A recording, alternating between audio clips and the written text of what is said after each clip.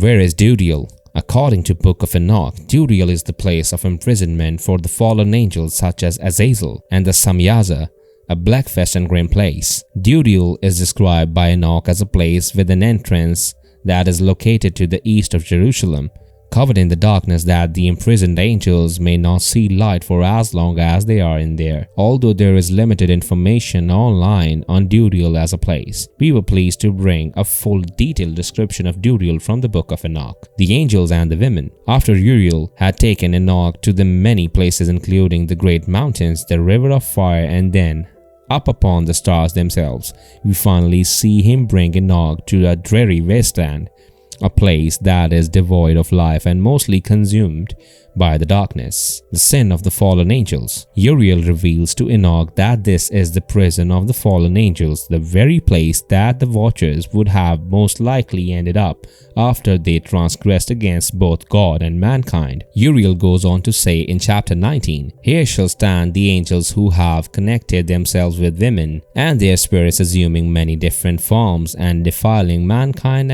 and shall lead them astray into sacrificing to demons as gods. Here shall they stand till the day of the great judgment, in which they shall be judged till they are made an end of." In this, we understand the watchers and any other angel who has ever fornicated with a mortal woman or caused mischief upon the mortals will end up here in this sterile land, and that they will remain here to be judged just as man will be in the end times. You might say that by Uriel's words, man and angel are held to the same standard, and though angels are thought to set better examples and be representations of the divine, they are not exempt from suffering the same fate as us should they transgress against the Lord. By suggesting that fallen angels are eligible for suffering in the end times, the Enochian legend provides a new perspective for angels that isn't touched upon in the Bible. The angels here are not pinnacles of perfection, and whilst they are ranked higher than men in their closeness to God, they are not flawless and certainly appear to possess free will in the same way we do. The watchers prove this in their succumbing to the flesh of women and their decision to disobey God and descend upon the earth in droves. Uriel provides an idea that those angels who demonstrate such behavior will end up here in this godless wasteland, and that they will suffer for what they have done until they have been made an end of. The punishment of the women, female angels. But in this chapter we learn that God does not solely blame the watchers for their descent, but that he also blames the mortal woman for having been led astray in the first place. Uriel tells us, "And the women also of the angels who went astray shall become sirens." Interestingly, the Book of Enoch seems to take inspiration from Greek mythology by incorporating sirens into the story, and whilst Uriel does not expand on this idea nor provide any specific details of how this transformation takes place, but the text is clear that women guilty of copulating with angels will become sirens. To what capacity this takes is unknown, but as far as sirens in mythology go, they were thought to be dangerous creatures who lured men, usually sailors, with songs, and their enchanting voice would lead them to ruin were they not to care. Uriel does not determine what the sirens look like either, though one can assume from mythology that they may have taken the form of hybrid between woman and bird. In classical Greek art, the siren was represented as having a bird-like body and a large woman's head, but later they adopted a more charming and somewhat seductive form with the upper half of a female and a lower half of a fishtail. In any case, one can only speculate as to which form Uriel is referring to, and it could be entirely possible that Uriel is only using the siren to paint an image for Enoch that he would understand. What he could mean is that the women are transformed into monsters, and that they are ultimately cursed to live as these terrible creatures.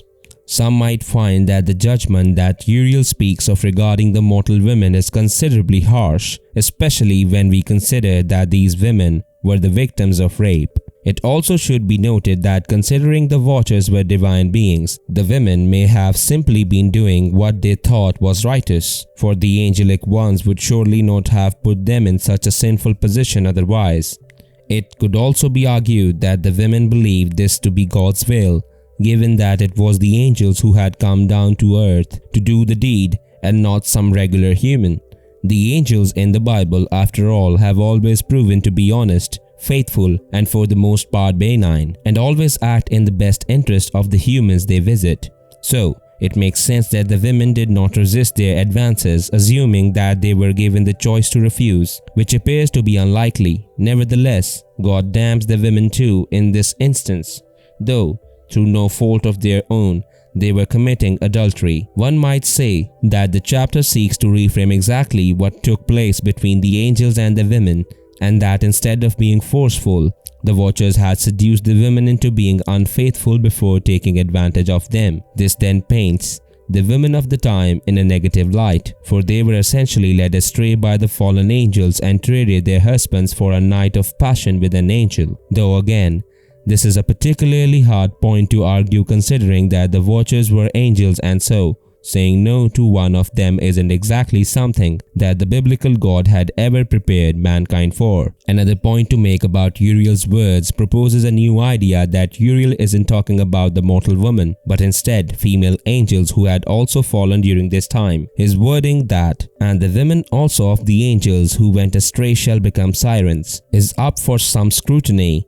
and may propose a new concept that there were female angels amongst the angelic host, and they too had a hand in the downfall of both man and themselves. This might make some sense when you consider that turning a mortal woman into a siren is a bit random, but to change a female angel into a siren is to transform something holy into something evil, and thus reflect the change the female angel has had from good to bad. By transforming an angel into a siren, God ensures that they become the complete antithesis of what they were meant to be and aligns their appearance with that of their newfound nature. But this is purely speculation, and as far as chapter 19 of the Book of Enoch goes, all we have is the words of Uriel to rely on, the archangel's involvement with the fallen angels. Uriel in chapter 20. Enoch gives us a mini rundown of what each of the archangels does, probably that which was explained to him by Uriel.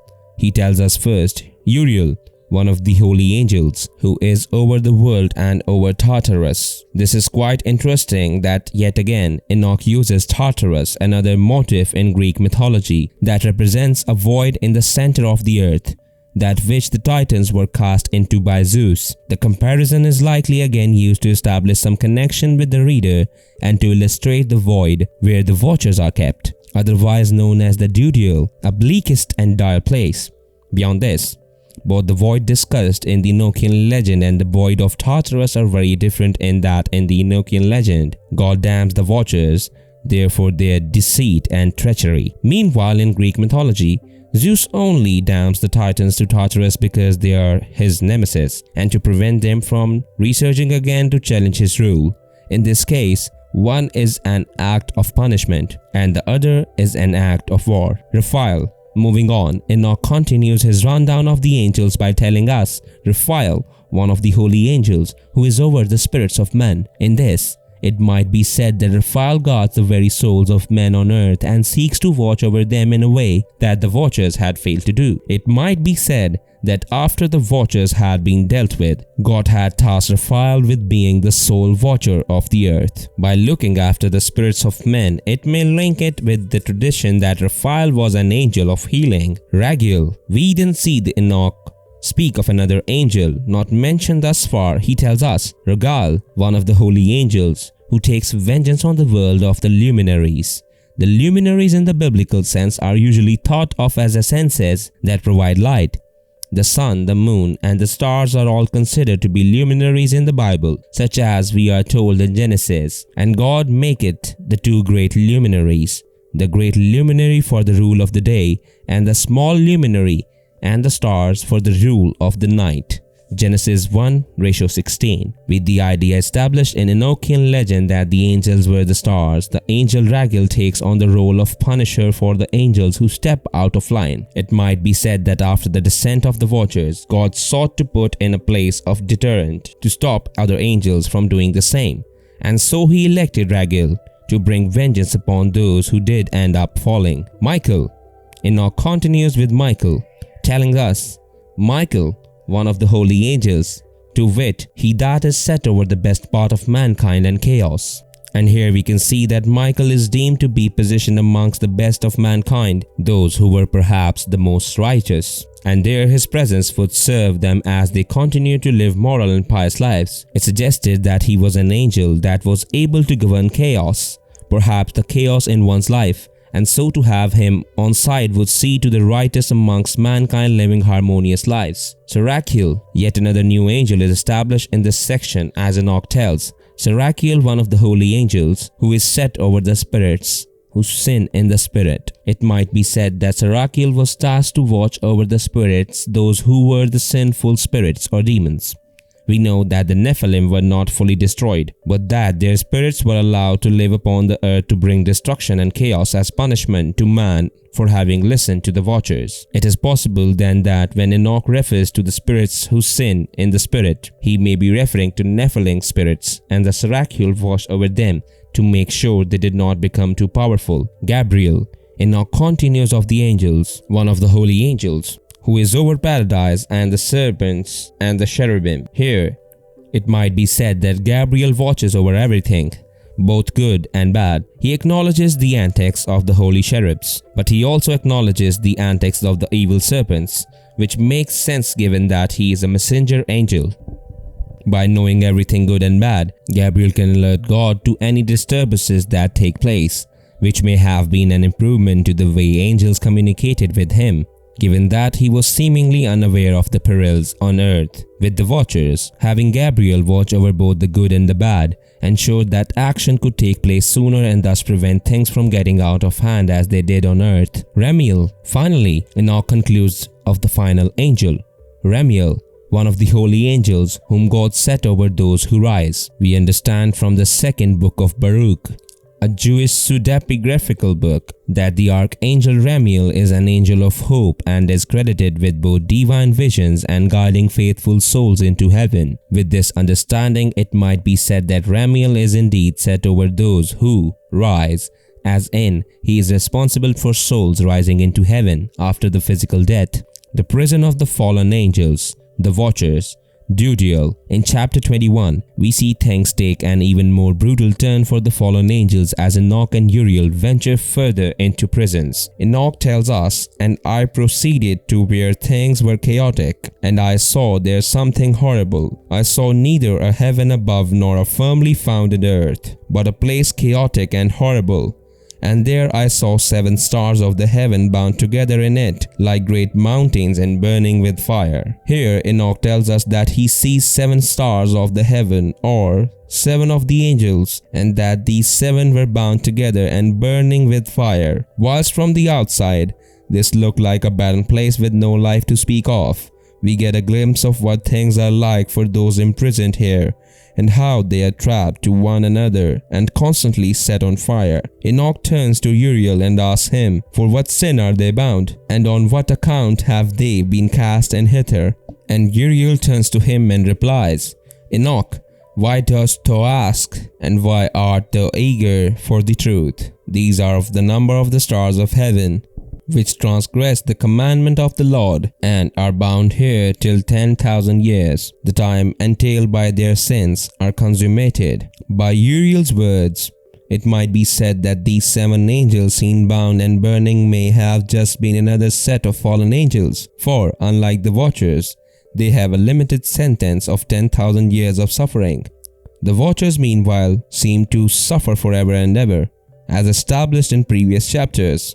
But there's an idea here that these angels were only being taught a lesson, a harsh one at that. The nature of these angels' transgressions is not revealed, though one might say it was certainly something significant that it warranted 10,000 years of burning. Enoch then tells us that he was taken to another place, perhaps further into the prison, and that it was much more horrible than the former place. He tells us, "And from thence I went to another place, which was still more horrible than the former. And I saw a horrible thing, a great fire there which burnt and blazed. And the place was cleft as far as the abyss, being full of great descending columns of fire. Neither its extent nor magnitude could I see, nor could I conjecture." Here Enoch tells us that this area was full of pillars of fire and that they were so large he could not see where they began. Enoch demonstrates fear here, referring to this as the most horrible and terrible place that he's seen so far. And whilst he does not comment on it, witnessing the burning of angels may have triggered some existential regret and panic, in that if God was willing to allow this to happen to his angels, those who were closest to him and divine, then his punishment for mankind may have been even more gruesome. He even expresses his fear to Uriel, telling him how fearful is the place and how terrible to look upon. But Uriel does not appear to show much compassion and seems more baffled at the fact that Enoch is scared at all, thus establishing the difference in mindset between men and angels, in that their threshold for such things is infinitely beyond ours.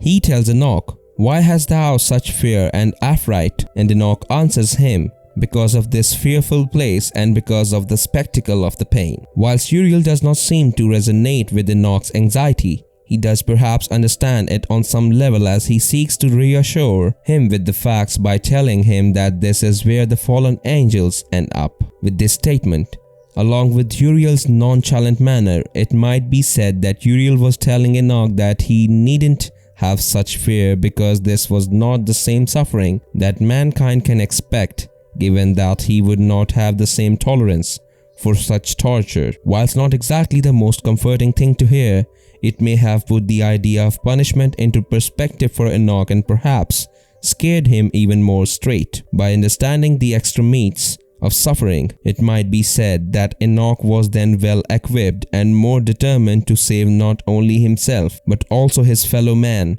for he would not have wished anyone to experience the things he had seen. Uriel concludes this chapter in a rather ominous fashion, telling Enoch in a callous tone, "This place is the prison of the angels, and here they will be imprisoned forever." What do you think about this video? Do tell us in the comments. If you enjoy this video and want to see more like it, please consider subscribing to us and hitting the like button. Feel free to write a comment below and suggest which theory you want to see next. If you'd like to further support this channel, please consider joining. Our membership link will be found in the description box below. We appreciate your support, and as always, thanks for watching.